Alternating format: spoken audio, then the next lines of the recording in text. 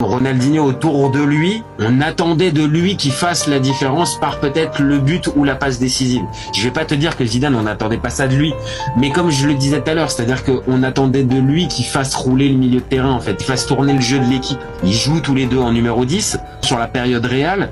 Voilà, Zidane, il est entouré de ballons d'or autour de lui. Il y a Ronaldo, il y a Figo, alors que Ronny, quand il est au Barça, ok, il y a Eto'o qui est là, mais dans un autre registre, mais il est tout seul au milieu de terrain. Et c'est vraiment lui le boss. Zidane, il est avant tout un joueur technique, mais c'est cette régularité aussi, et peut-être encore plus en équipe de France.